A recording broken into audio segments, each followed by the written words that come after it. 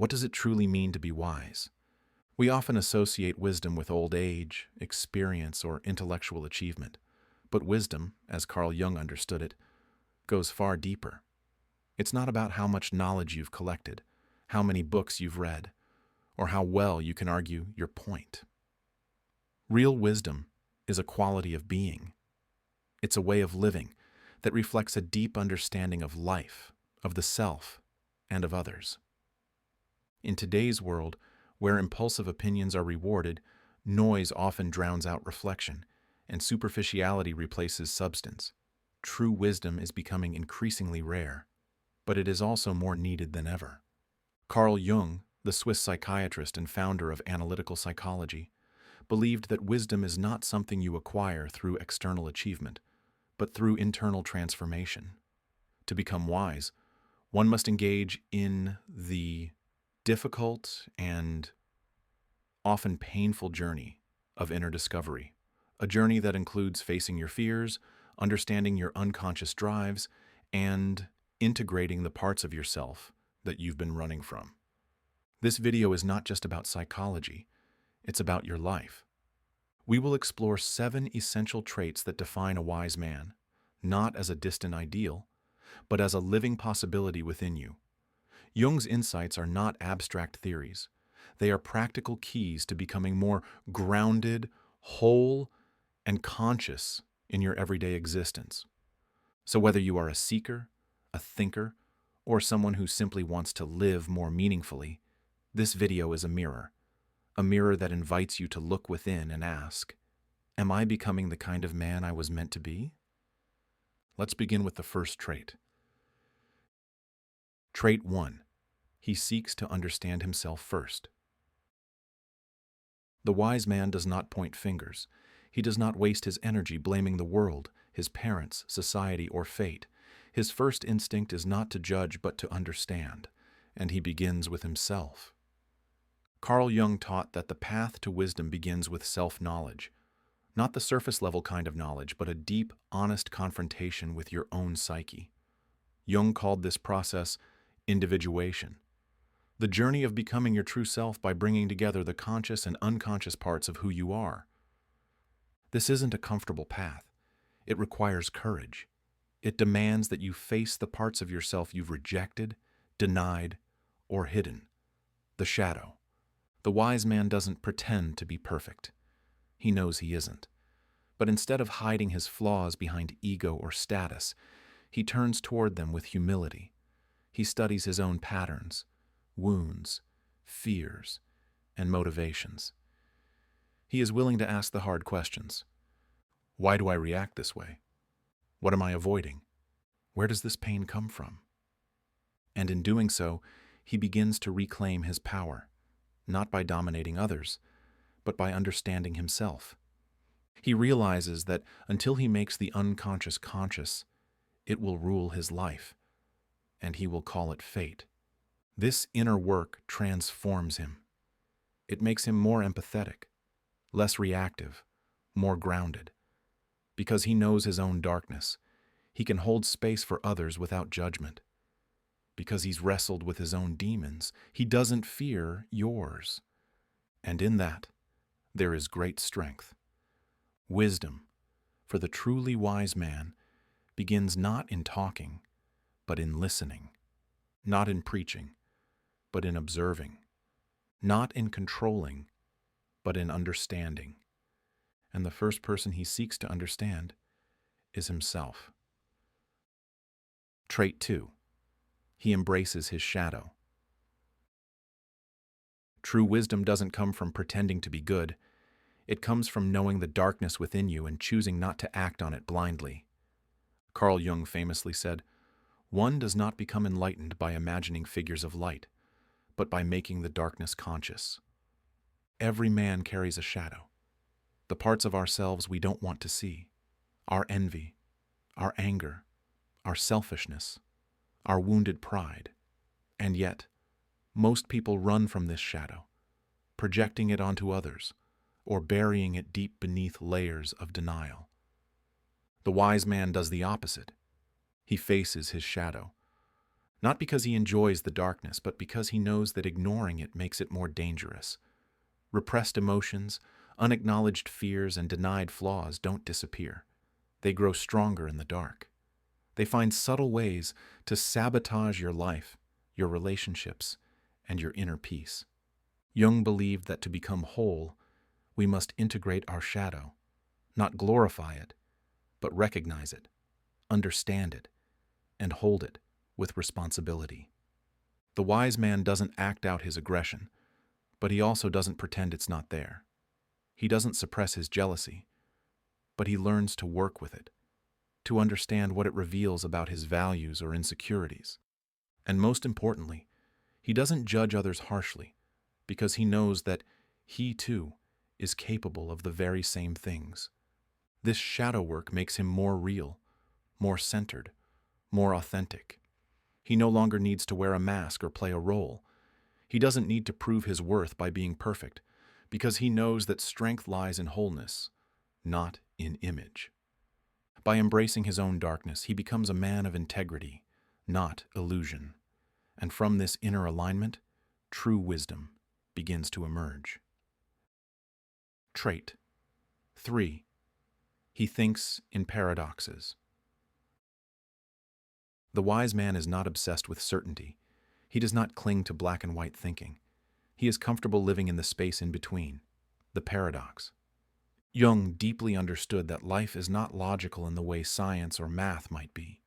Human beings are filled with contradictions. You can love someone and resent them. You can be strong and vulnerable. You can feel joy and grief in the same breath. The immature mind wants clear answers. Is this good or bad? Is he right or wrong? Should I go left or right? But the wise man knows that truth is rarely so simple. Jung called this the ability to hold the tension of opposites, to resist the urge to resolve contradiction too quickly, and instead allow the deeper truth to emerge over time. The wise man is patient with complexity. He understands that opposing forces can both be true, that growth often comes from the very conflict we want to avoid, that wisdom often sounds like paradox. To lead, you must serve. To grow, you must let go. To find yourself, you must lose who you thought you were. He doesn't force a conclusion just to feel in control. He allows the mystery to be. He trusts the deeper intelligence of life to reveal itself, not through control, but through observation, reflection, and surrender. This capacity to hold paradox is a sign of psychological maturity.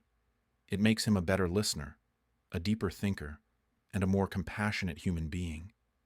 Because he no longer needs the world to fit into a neat box, he can see it as it truly is, messy, beautiful, and full of contradictions that don't need to be solved, only understood.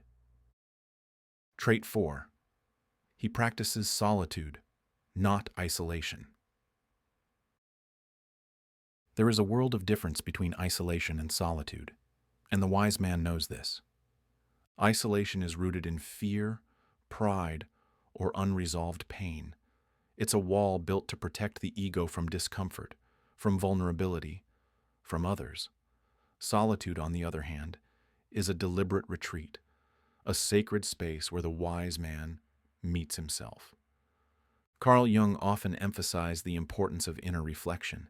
In a noisy world constantly pulling us outward, wisdom requires turning inward. The wise man does not fear being alone with his thoughts. He welcomes it. Solitude gives him clarity. It clears the fog of other people's opinions. It allows him to question his desires, confront his anxieties, and remember what truly matters. He's not constantly filling silence with distraction. He can sit in stillness. He can go on long walks without music, sit under a tree without checking his phone, or journal deeply without an audience. This solitude is where he finds answers not available in books or podcasts. It's where he connects with something greater. Call it soul, spirit, the unconscious, or the self. It's here that he refines his character, not for show, but for truth. The wise man knows that in order to contribute meaningfully to the world, he must first be whole within himself. Solitude is not escape. It's preparation. Trait 5. He is guided by purpose, not impulse. In the modern world, many men chase what feels good in the moment: pleasure, validation, novelty. But the wise man isn't ruled by impulse. He is ruled by purpose. Jung understood that human beings are not just creatures of habit or instinct. We are creatures of meaning. And when a man lacks purpose, he becomes restless, depressed, even dangerous. He looks for stimulation to fill the void, but nothing truly satisfies. The wise man knows that real fulfillment doesn't come from short-term pleasure. It comes from alignment, living in integrity with a deeper reason for being. This doesn't mean he has everything figured out. It means he's oriented towards something higher, a cause he believes in, a vision he's building toward, or even just the quiet commitment to becoming better than he was yesterday. Because of this, he can delay gratification. He doesn't need instant results. He is not a slave to his urges, whether it's lust, anger, ego, or fear. He asks himself deeper questions. Will this choice move me closer to my truth? Am I acting out of alignment or in harmony with my values? Purpose gives him discipline, focus, and direction. And more than that, it gives him peace. Because when you know why you're here, you're no longer pulled by every little distraction or emotion. The wise man is not perfect, but he is anchored, and that anchor is his purpose. Trait 6. He faces his shadows with courage. A wise man does not pretend to be pure. He does not hide behind a mask of perfection. Instead, he confronts the darkness within himself, his fears, wounds, and hidden motives. Carl Jung famously said, "One does not become enlightened by imagining figures of light, but by making the darkness conscious." The shadow, in Jungian psychology, is everything we reject about ourselves: the anger, envy, insecurity, selfishness. The unwise man pushes these things down and denies them. The wise man looks them in the eye. He asks, "What part of me am I afraid to admit?"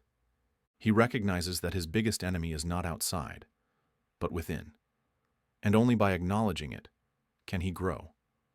This process is not comfortable. It means revisiting pain from childhood, admitting when he's wrong, recognizing when he's being arrogant or reactive. But instead of running from it, he chooses the harder path, the path of inner truth. By integrating his shadow, he becomes whole. He doesn't need to project blame onto others. He doesn't need to act superior or hide in shame. He becomes grounded, authentic, and more deeply human. And because he's walked through his own darkness, he has greater compassion for others. He doesn't judge quickly. He understands that we're all fighting inner battles, and that wisdom begins when we stop pretending we're not. Trait 7. He seeks wisdom, not victory. A foolish man wants to be right. A wise man wants to understand. In arguments, the unwise man shouts louder, gets defensive, or tries to win. The wise man listens. He's not afraid to be challenged or proven wrong, because for him, truth is more important than pride. Jung emphasized the importance of openness. A wise man is a lifelong learner. He knows that reality is complex, people are layered, and he himself is a work in progress. So instead of clinging to fixed beliefs, he remains curious. He asks questions like, "What can I learn here? What does this person's view reveal that I might have missed?" He reads, reflects, and surrounds himself with people who help him grow, not just agree with him. He doesn't feed his ego with echo chambers. He challenges it. This kind of wisdom brings peace. It makes him adaptable, thoughtful, and humble. He doesn't need to prove himself constantly, because his value isn't tied to winning. It's tied to growing. The wise man knows that in the end, wisdom is not about having all the answers. It's about asking better questions and remaining open enough to hear the truth, no matter where it comes from. True wisdom is not loud. It doesn't scream for attention or dominate the room. It shows itself in presence, in how a man carries himself, in how he listens, learns, and leads, not through force, but through inner clarity. Carl Jung taught us that real transformation begins within. To be wise is not to be perfect, but to be aware, to walk through life with curiosity, humility, and the courage to face our shadows. A wise man doesn't just know things, he embodies what he knows. He becomes a mirror for others to grow beside. And the beautiful part? You don't have to be born wise. You become wise, one honest step at a time. Which of these 7 traits do you see in yourself? And which one do you feel called to develop more deeply? Let me know in the comments. I read every one. If this resonated with you, don't forget to like, subscribe, and share it with someone who's on their path of growth. Together, let's build a world led by wise, conscious men. Your journey matters.